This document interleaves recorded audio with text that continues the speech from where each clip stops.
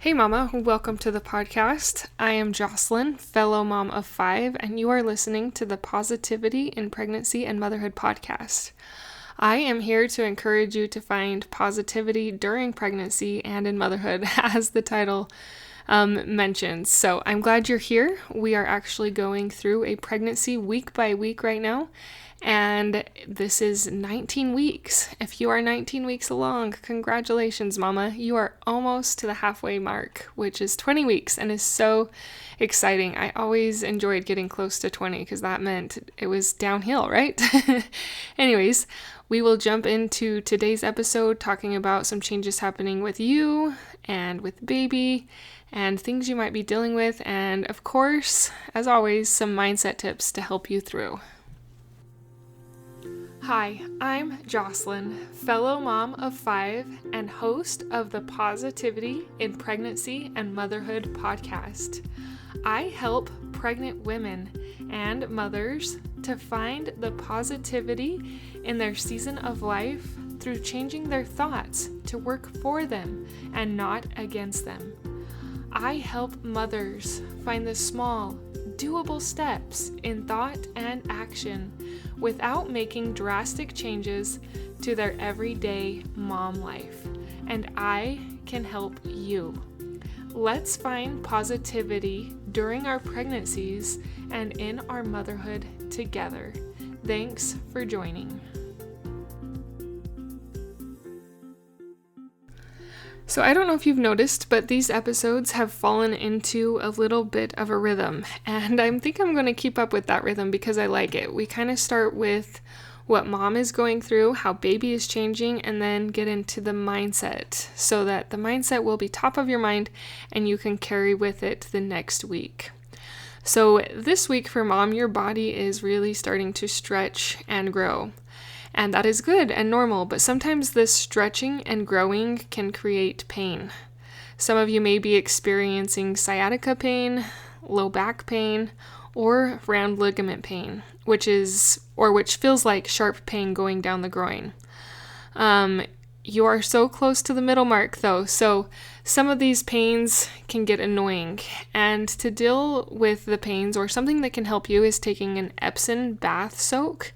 That can help with some of these pains that you are dealing with. And it can help give you some relief for some of those pains that you might be experiencing. Now, this just seemed like a no-brainer when I first was pregnant, but as I've done more research, I can understand the controversy about it. The no-brainer was whether to get an ultrasound or not. And the no-brainer for me was, I'm going to do the ultrasound. There's reasons that some women don't do ultrasounds and some women who do. I have chosen with all of my babies to do the ultrasound. The reason I'm talking about the ultrasound is because at week 20, they do typically, at least in America, they do a big, what is called anatomy scan. And they check the baby for things that could be wrong or things to keep your eye on, look out for.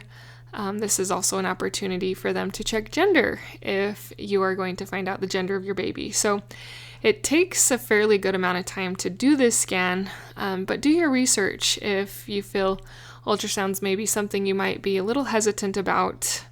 Like I mentioned, though, that was just something I did, and we found out gender with all of our babies except for one. Our middle baby, we did not find out the gender, and that was fun.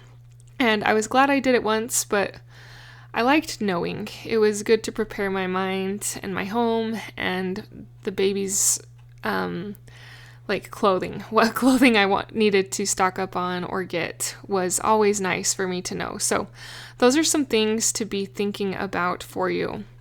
Another thing that could be propping up for you is that some women tend to have more anxiety as pregnancy goes on, and some women have less anxiety.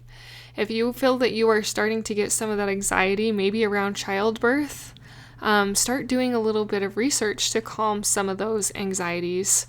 Find out about an epidural, side effects, do lots of reading, listening to podcasts or YouTube to help you deal with that anxiety. And also, the mindset tips that I give on this episode can also help deal with anxiety. I will put a couple that I've done in the show notes about anxiety, and we will probably get to even more as your pregnancy goes on. So those are a few resources for mama. With your baby, the baby is about the size of a mango, and he or she can hear you. Their body is developing something called a vernix, which is a cheese-like coating. And I thought this was odd. I'm actually learning so much by doing these episodes because I do research to be able to tell you what is happening. And I didn't know about something called vernix, but this cheese-like coating is an immune defense. It can kind of moisturize, and it's skin protection after birth. So there's some cool facts of things that are happening with baby. Baby is also having more movement and will probably get into cycles. If you notice, they're more active at certain times of the day. I noticed mine were more active in the evening when I was laying down for bed, and I could feel them move particularly a lot at that time. Something is also happening in their lungs. Their airways in their lungs are preparing, and this will allow them to breathe and have good lung function when they are born. So, a few happenings with baby. As for mindset this week, I want to go back to gratitude. I know that I talk about it frequently on here, but it is powerful, and there are so many different ways that you can have gratitude to help your thoughts be more positive surrounding pregnancy. So today's gratitude exercise is that I want you to think about a hobby, a sport, or an activity that you enjoyed in your youth. Maybe it was soccer, basketball, volleyball, lacrosse, softball. I'm probably missing a bunch of the sports. Or it could have been an activity like painting or drawing or crocheting, knitting, but think about a hobby that you enjoyed as a child. Think about the reasons you enjoyed that hobby. Why did you like it? Why was it fun for you? What was your favorite thing about this hobby or sport? And let your mind dwell on these things throughout the week, because as you think about things that you have enjoyed or things that you're grateful for, your mind just doesn't have as much space or capacity to dwell on the negative. So shifting it to the positive really is powerful. So going back, I like to ask you questions because then you can kind of think about these questions and bring them back to your mind or answer them as we go or as you go throughout your week. Was there someone that got you started in this sport or hobby? Why? What made you start the sport or hobby if someone was not involved?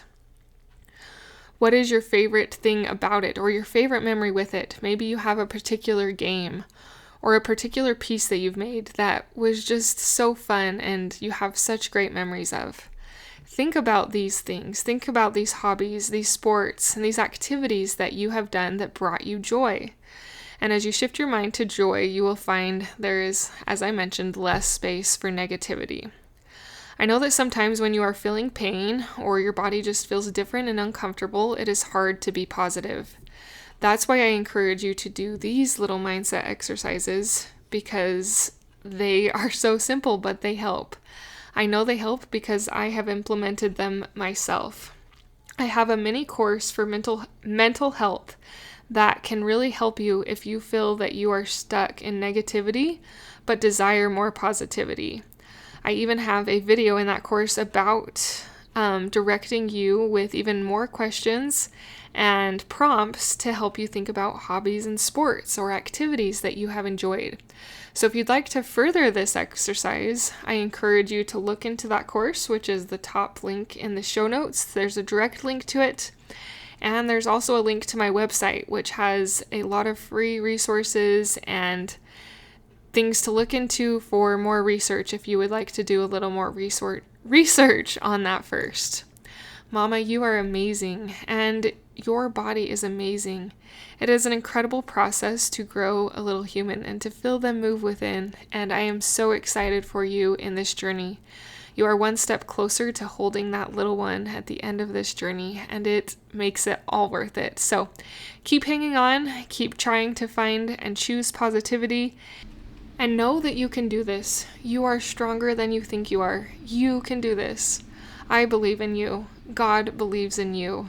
And you can believe in you as you choose these better things to have good mental health during pregnancy. Until next time. Thank you for being a part of the Positivity in Pregnancy and Motherhood podcast, for listening, for sharing, and most of all, for applying these tools into your own life to improve your own happiness so that you can find your own better thoughts and becoming the mother that you desire to be through taking small steps in thought and action to reach your goals. If you are a mother who has an inner desire to enjoy motherhood and pregnancy better, but you are having difficulty figuring it out, I can help you. Thanks for joining. Reach out, let's connect, and let's see you move forward in your motherhood. My name is Jocelyn, and I thank you for listening. Until next time.